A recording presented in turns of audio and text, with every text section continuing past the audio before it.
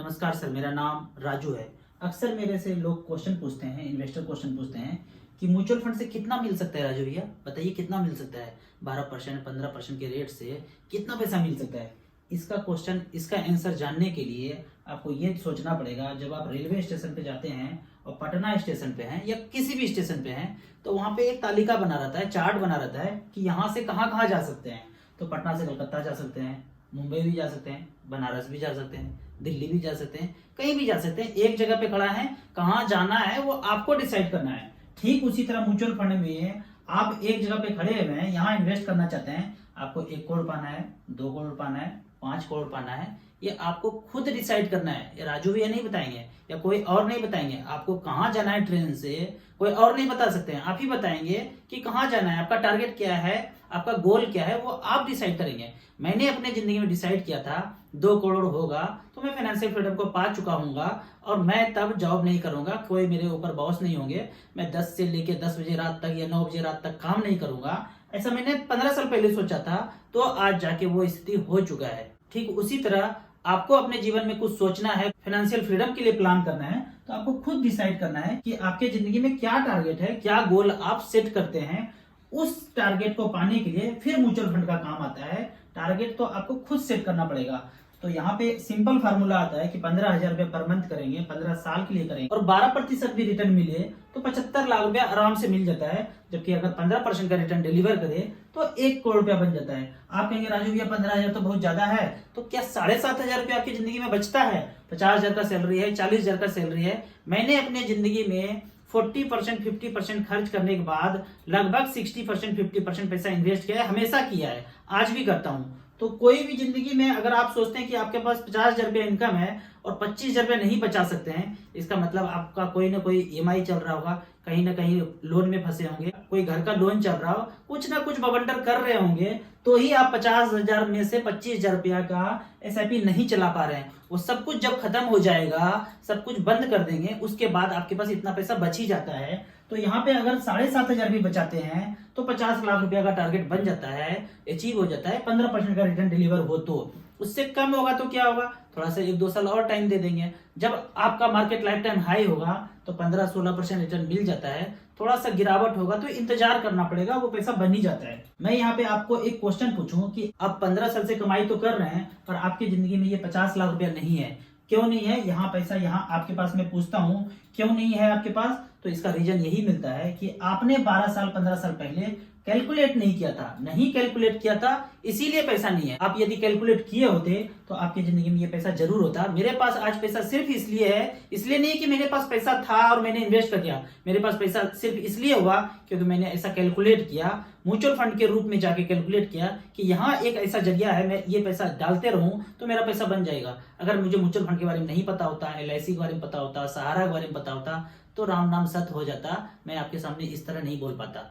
तो यहाँ पे पहला चीज ये निकल के आता है कि आपको अपने लाइफ में कैलकुलेट करना है कि आपको जाना कहाँ है, टारगेट क्या है। दूसरा, हमेशा ये सोचना है कि मान लीजिए कि आपके पास 1 करोड़ रुपया है तो उसका 1% 1 लाख रुपया मंथली होता है। साल का 12% कैलकुलेट करूं तो मंथली 1% हुआ। तो कहीं भी आप पैसा लगा रहे हैं, प्लॉट खरीद रहे हैं, फ्लैट खरीद रहे हैं, कहीं और को दे रहे हैं, बिजनेस में लगा रहे हैं, तो क्या उस 1 करोड़ में से 1 लाख रुपए पर मंथ आ रहा है बिना मेहनत किए हुए, और रेगुलेटर है, सेफ है पैसा, कोई लेके भाग नहीं जाएगा, डूब नहीं जाएगा, कोई जवाबदेही किसी का होगा। तो यहाँ पे आरबीआई से भी सबका रेगुलेशन है, वेल रेगुलेटेड बॉडी के अंदर आप अपना पैसा इन्वेस्ट कर रहे हैं। तो 1 करोड़ में 1 लाख रुपए पर मंथ आ रहा है क्या, ये क्वेश्चन पूछना है। जब आप ये क्वेश्चन पूछेंगे तब डिसाइड कर पाएंगे कि अगला कॉर्नर का प्लॉट नहीं लूंगा, वो फ्लैट जो चकाचक आज दिख रहा है मैं उसमें इन्वेस्ट नहीं करूंगा। रहने के लिए मना नहीं कर रहा हूं, आप इतना अच्छा से रहिए कि शहर में कोई ऐसा व्यक्ति ना रह रहा हो, लेकिन जहां बात इन्वेस्टमेंट का होता है तो म्यूचुअल फंड से आपको अच्छा रिटर्न और कोई नहीं दे सकता है। फास्टर फाइनेंशियल फ्रीडम चाहिए तो यही एक जरिया है जहां आप फास्टर फाइनेंशियल फ्रीडम पा सकते हैं। जो लोग शहर में प्लॉट फ्लैट खरीद के बैठे हैं उनका जिंदगी देख लीजिए किस तरह से जीते हैं। मैं यहाँ पे आपको एक लाइव एग्जांपल देता हूँ कि एसबीआई ब्लू चिप में 50 लाख रुपए इन्वेस्ट किया। एसबीआई ब्लू चिप मतलब लार्ज कैप कंपनी, सेंसेक्स में 10,000 कंपनी है जो टॉप का अमीर कंपनी 100 कंपनी है, वहां पे इनके फंड मैनेजर ने पैसा लगाया। और ऐसा हम लोगों ने, देशवासियों ने 50 लाख का चेक काट के एसबीआई ब्लू चिप में दिया होता, वो बगल के ब्रांच में, घर के बगल में ब्रांच जो है एसबीआई का, वहां 50 लाख का चेक काट के दे देते। वो प्लॉट बिक रहा है, वो फ्लैट बिक रहा है, वो कॉर्नर का चकोर जैसा बर्फी जैसा साइज का प्लॉट है, वो सब नहीं किया होता, 50 लाख रुपया जाके यहां दे दिया होता। चक्कर क्या है ना, एसबीआई में जो कर्मचारी बैठे हैं उनको भी ये चीज नहीं पता है कि ऐसा कोई चीज है, ऐसा कोई जादू जैसा चीज हमारे ही ब्रांच में है। अगर यहाँ पे 50 लाख रुपया दिया होता, कितना पैसा देशवासियों ने लगाया है? 31,570 करोड़ पूरे देशवासियों ने यहाँ पे पैसा लगाया है। अगर हमारा भी 50 लाख रुपया होता, 10 साल पहले होता, तो उस 50 लाख का वैल्यू है 2 करोड़ 11 लाख रुपया। परसेंटेज रिटर्न चेक करेंगे तो 15.49, 15% ही मान लेता हूं, उसके हिसाब से 50 लाख का 10 साल पहले जो इन्वेस्ट किया था उसका वैल्यू है 2 करोड़ 11 लाख। इसमें से 10% टैक्स दे दीजिए। कैसे टैक्स देंगे? मान लीजिए 2 करोड़ है, 50 लाख तो मूलधन था, उसको हटा दीजिए, कितना बचा? 1.5 करोड़ रुपया।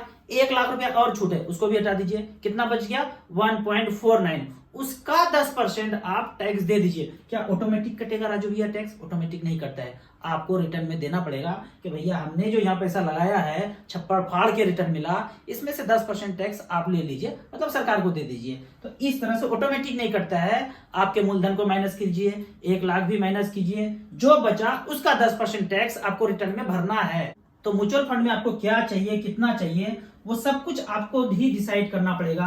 क्या टारगेट बनाते हैं? मैंने अपने जिंदगी में 2 करोड़ का टारगेट बनाया था, अब वो 5 साल में 4 करोड़ पे अपने आप हो जाएगा, 4 से 5 साल में। अब मुझे मेहनत करने का जरूरत नहीं है।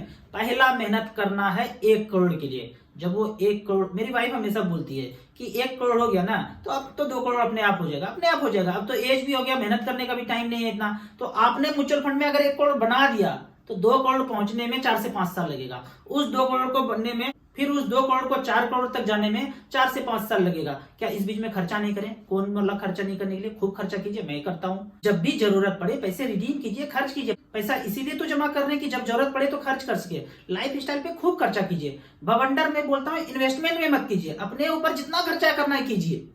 आपको इसी तरह म्यूचुअल फंड के बारे में और कुछ जानना है, और यदि आप मुझे अपना एडवाइजर बनाना चाहते हैं तो आप मुझे इस नंबर पे व्हाट्सएप कर सकते हैं। आप चंडीगढ़ के आसपास रहते हैं तो आप मुझे फाइनेंशियल प्लानिंग के क्लास के लिए फिजिकल बुला सकते हैं। ऑनलाइन इन्वेस्टमेंट करना है, म्यूचुअल फंड में हमारे साथ जुड़ना है, तो दिए हुए ऐप में रजिस्ट्रेशन करने के बाद हमसे डायरेक्टली जुड़ सकते हैं। वीडियो अच्छा लगे तो लाइक एंड शेयर जरूर करें।